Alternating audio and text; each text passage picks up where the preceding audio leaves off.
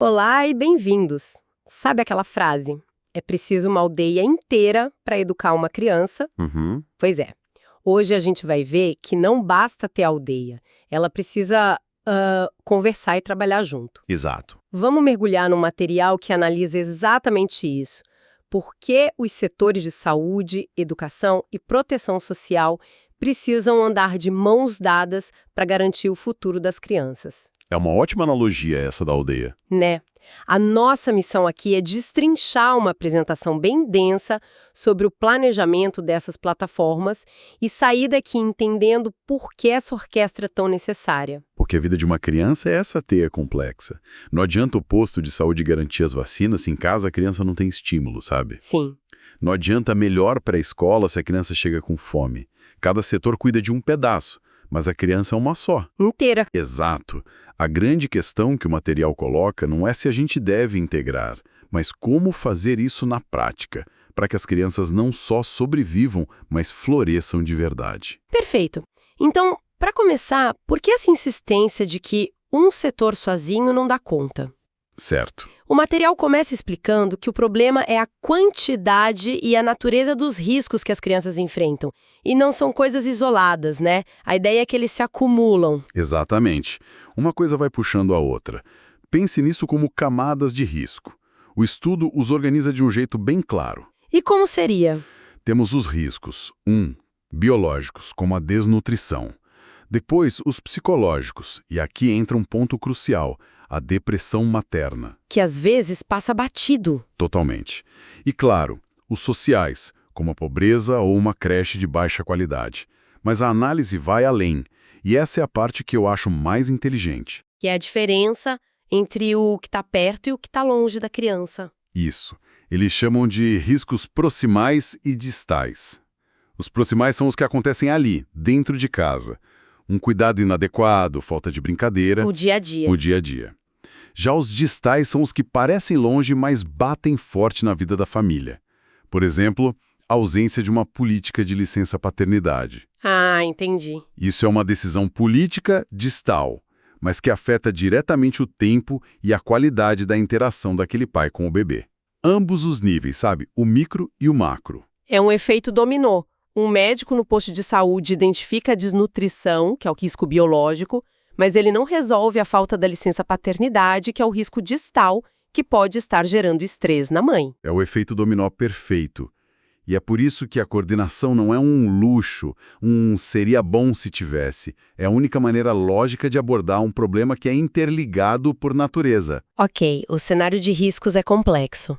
Mas um ponto que a apresentação martela bastante é que existe uma janela de tempo crítica para a gente agir. Os primeiros 5 anos de vida. Por que esse período é tão decisivo? Porque é o momento de maior ebulição do cérebro.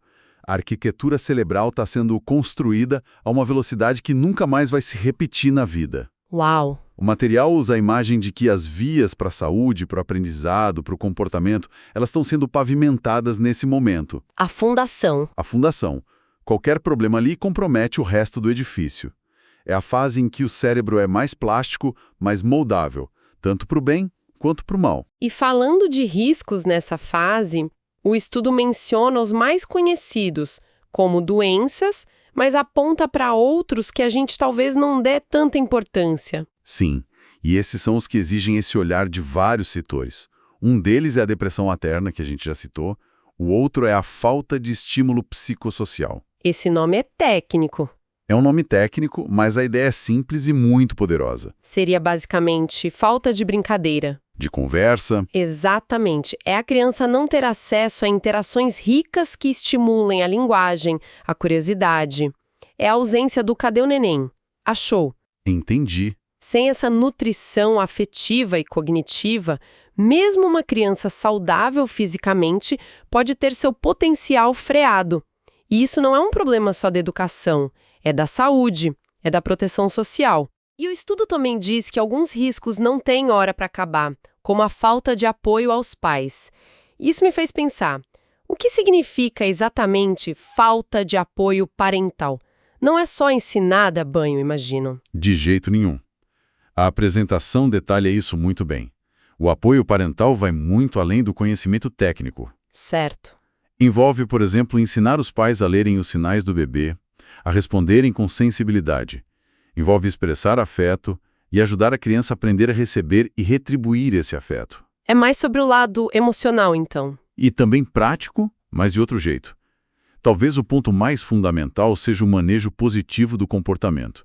Ou seja, dar ferramentas para os pais imporem limites sem recorrer à disciplina violenta. O que a gente sabe que é um fator de risco enorme. Devastador. Certo.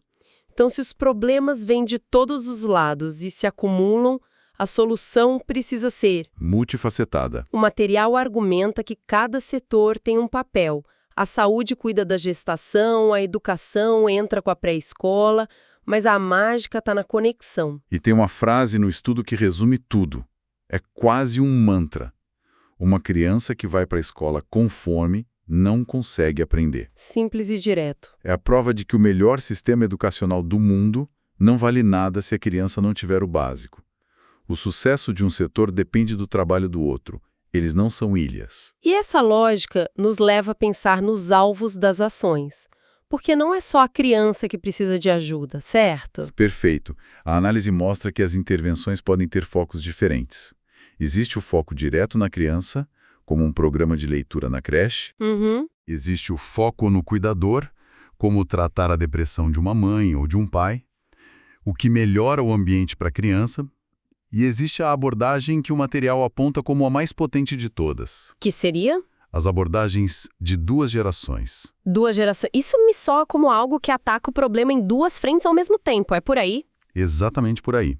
Pensa assim, não adianta dar para uma mãe um brinquedo educativo e dizer estimule seu filho, se ela está preocupada em como vai botar comida na mesa. A prioridade dela é outra. Claro. A abordagem mais poderosa é quando você, por exemplo, ajuda essa família a ter uma renda mais estável e, ao mesmo tempo, ensina como usar parte desse novo recurso e tempo para o desenvolvimento da criança. Faz todo sentido. Você ataca a causa e o efeito. De uma só vez. E dentro disso, o material ainda distingue o que é para todo mundo e o que é para grupos específicos. As intervenções universais e as direcionadas. Sim, e essa é uma questão de inteligência na gestão. As intervenções universais são um pacote básico de cuidados que toda criança deveria receber. Saúde, nutrição, etc. O piso. O piso. Já as direcionadas são um reforço para quem precisa mais. O estudo cita o exemplo de crianças com alguma deficiência ou impactadas pelo HIV, que precisam de um suporte mais intensivo. Certo. Um bom sistema sabe oferecer a base para todos e, ao mesmo tempo, identificar e dar mais apoio a quem enfrenta mais barreiras. Tudo isso na teoria soa perfeito, mas a minha cabeça já começa a pensar. Isso é lindo no papel, mas no dia a dia como se faz? Porque falar em coordenação é fácil, difícil é fazer acontecer na ponta. Pois é. Mas felizmente a apresentação não fica só na teoria e traz alguns exemplos. Ótimo! E os exemplos são bons porque mostram modelos diferentes. O caso da Colômbia é muito interessante porque eles não criaram algo do zero. Eles pegaram uma plataforma que já existia e a fortaleceram. E qual plataforma era essa? O Famílias em Ação, um programa de transferência de renda que já chegava nas famílias mais pobres. O que eles fizeram foi adicionar 2 novas camadas. Que seriam? Treinaram mães voluntárias da própria comunidade para entregar suplementos de micronutrientes e, o mais importante, para visitar outras mães e ensiná-las na prática a estimular seus filhos com brincadeiras. Nossa, então usaram a plataforma de proteção social e integraram saúde e desenvolvimento infantil. Exatamente. Isso é impressionante, mas eu fico pensando no risco. Treinar mães voluntárias é uma solução de baixo custo, o que é ótimo, mas como se garante a qualidade? Não há o perigo de a mensagem se perder, já que não são profissionais? Essa é a pergunta de $1 milhão. E sim, o material toca nesse ponto. A viabilidade é um dos princípios para a integração dar certo. Se for mal feita, pode sobrecarregar as pessoas. E o resultado ser ruim. Exato. O estudo defende que a integração precisa ser, primeiro, baseada em ciência, ou seja, intervir na hora certa. Segundo, precisa ser viável, exatamente o seu ponto. Não dá para jogar 1 milhão de tarefas nas costas de um agente de saúde. E qual seria o segredo para garantir essa viabilidade, então? O terceiro princípio, complementaridade e alinhamento. A ideia não é que o professor vire médico. Nem que o agente de saúde vire pedagogo. Perfeito. É sobre criar mensagens alinhadas. Se o médico, o professor e o assistente social estão falando a mesma língua sobre a importância da brincadeira, a mensagem se reforça. Entendi. Significa pensar em treinamentos conjuntos, em sistemas de monitoramento que conversem entre si. Isso reduz o fardo e aumenta o impacto. Certo, isso resolve a ponta, mas e a cabeça? Como essa liderança se organiza no nível do governo para que essa orquestra toque a mesma música? Aí a gente tem o exemplo do Chile, com o programa Chile Cresce Contigo. Lá, a liderança é nacional e clara. Fica sob o guarda-chuva do Ministério do Desenvolvimento Social. Ah, então tem um dono. Tem um dono, mas em parceria formal com os Ministérios da Saúde e da Educação. Eles têm metas e uma visão compartilhadas que cobrem desde o pré-natal até a entrada na escola. É um modelo de cima para baixo. E o exemplo do Paquistão parece ser o oposto. Uma coordenação que nasce mais da base, não é? Exatamente. É um modelo que mostra como a teoria funciona no chão da aldeia. O projeto LAPS no Paquistão é fascinante. O que eles fizeram? Criaram rotinas de coordenação muito práticas. Por exemplo, reuniões mensais entre os professores e os agentes de saúde da comunidade, para sentar e conversar sobre as crianças que atendem em comum. Tipo, como está a família do fulano, ele faltou na escola, está doente. Isso. Uma comunicação constante e alinhada na prática. E não para por aí. Eles criaram um boletim com mensagens comuns para as famílias. E o mais incrível, mecanismos de participação. Como assim? Eles fazem reuniões abertas, onde os gestores locais precisam prestar contas para a comunidade. E, a cereja do bolo, criaram grupos de ação da aldeia, formados pelas próprias famílias. Espera um pouco. Então, a coordenação não é só entre os técnicos do governo. A própria comunidade entra no jogo para cobrar resultados. Muda tudo. Isso muda completamente a dinâmica do poder. A coordenação deixa de ser algo imposto de cima para baixo e passa a ser uma demanda que vem da base também. A comunidade é empoderada para dizer: nós precisamos de um serviço de saúde melhor aqui e queremos que ele converse com a escola. É um ciclo virtuoso. De colaboração e responsabilidade mútua. Uau! Então, se a gente for se resumir a grande lição que esse material nos traz, seria que essa coordenação multissetorial não é uma reunião chata.